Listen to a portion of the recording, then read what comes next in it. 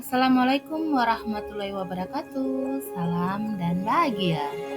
Perkenalkan, saya Maslianti SPD dari SDN 2 Moyak, Kota Mobagu. Pada kali ini saya akan berbagi tentang koneksi antar materi, kesimpulan, dan refleksi modul 1.1. Selamat menyaksikan. Salam dan bahagia. Pada kali ini saya akan menyampaikan kesimpulan dan penjelasan mengenai pemikiran-pemikiran Ki Hajar Dewantara, yaitu pendidikan dan pengajaran.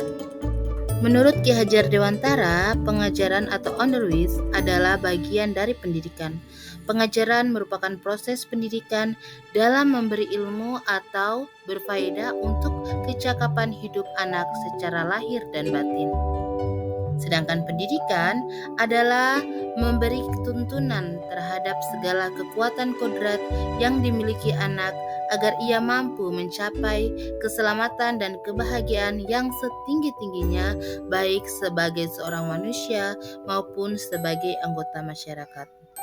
Pendidikan adalah tempat persemaian benih-benih kebudayaan dalam masyarakat. Menurut Ki Hajar Dewantara tahun 2009, pendidikan dan pengajaran merupakan usaha, persiapan, dan persediaan untuk segala kepentingan hidup manusia, baik dalam hidup bermasyarakat maupun hidup berbudaya dalam arti yang seluas-luasnya. Berikutnya, kesimpulan dan penjelasan mengenai pemikiran-pemikiran Ki Hajar Dewantara tentang pendidikan yang menunjang. Menurut Ki Hajar Dewantara, tujuan pendidikan itu menuntun segala kodrat yang ada pada anak-anak agar mereka dapat mencapai keselamatan dan kebahagiaan yang setinggi-tingginya, baik sebagai manusia maupun sebagai anggota masyarakat. Menurut Ki Hajar Dewantara, pendidikan itu hanya dapat menuntun tumbuh atau hidupnya kekuatan kodrat yang ada pada anak-anak, agar dapat memperbaiki lakunya, bukan dasarnya, hidup dan tumbuhnya kekuatan kodrat anak. Anak bukanlah kertas kosong yang bisa digambar sesuai keinginan orang dewasa. Pada dasarnya, anak sudah memiliki laku yang baik dan laku negatif. Disinilah tugas pendidik untuk menuntun anak, menebalkan laku baik anak untuk dapat hidup berdampingan sebagai anggota masyarakat. Pendidik menuntun anak sesuai dengan kodrat yang dimilikinya. Anak diberi kebebasan, tetapi tetap diawasi agar tidak salah arah. Selanjutnya, kesimpulan dan penjelasan mengenai pemikiran-pemikiran Ki Hajar Dewantara, yaitu kodrat keadaan dan budi pekerti. Ki Hajar Dewantara menjelaskan bahwa dasar pendidikan anak berhubungan dengan kodrat alam dan kodrat zaman. Ki Hajar Dewantara mengingatkan bahwa pendidik haruslah menuntun anak sesuai kodratnya, baik kodrat alam maupun kodrat zaman. Kodrat alam setiap anak itu berbeda. Ada yang tinggal di daerah pegunungan, ada juga yang tinggal di daerah pantai. Begitupun dengan zaman yang terus berkembang dan dinamis. Menurut Ki Hajar Dewantara, budi pekerti atau watak atau karakter merupakan perpaduan antara gerak pikiran, perasaan, dan kehendak atau kemauan sehingga menimbulkan tenaga. Budi pekerti juga dapat diartikan sebagai perpaduan antara cipta atau kognitif, karsa atau afektif, sehingga menciptakan karya atau psikomotor. Pendidik seharusnya menempatkan diri sebagai orang tua siswa di sekolah. Dengan kasih sayang dan pembiasaan, pendidik mampu menuntun siswa untuk memiliki budi pekerti yang baik, sehingga mencapai keseimbangan dalam hidup dan dapat mencapai kemerdekaan diri sendiri dan menghargai kemerdekaan orang lain.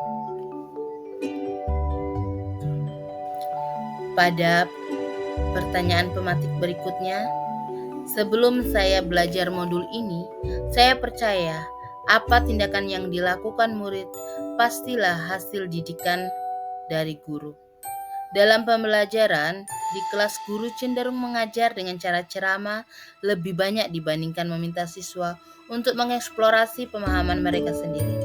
Guru beranggapan materi yang diberikan pastinya tidak diketahui oleh murid sebelum guru menjelaskannya.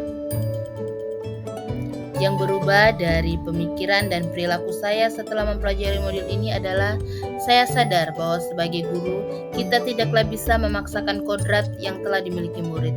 Setiap murid itu unik, memiliki kemampuan dan daya berpikir serta gaya belajar yang berbeda-beda. Pendidik seyogyanya menuntun siswa untuk dapat mencapai kebahagiaan dan keselamatan serta kemerdekaan dalam belajar. Merubah perilaku saya dengan menempatkan diri saya sebagai orang tua siswa sehingga dengan penuh kasih sayang guru dapat menuntun perilaku siswa menuju ke budi pekerti luhur sehingga siswa dapat hidup bahagia sebagai manusia dan sebagai anggota masyarakat.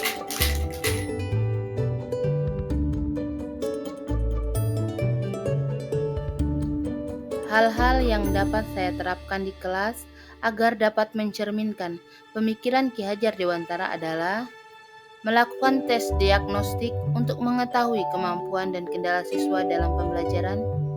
Berikutnya melakukan pembiasaan yang memupuk perubahan karakter siswa, misalnya berdoa sebelum dan sesudah belajar, bertutur kata yang sopan dan santun kepada guru dan teman, bekerja sama, saling menghargai, dan lain-lain.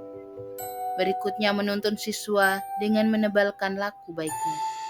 Berikutnya melakukan pembelajaran sesuai dengan kemampuan dan gaya belajar siswa agar siswa mencapai kemerdekaan dalam belajarnya.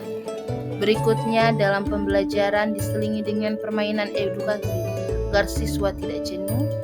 Berikutnya memupuk kasih sayang di ruangan kelas, tidak melakukan diskriminasi, melainkan melakukan diferensiasi.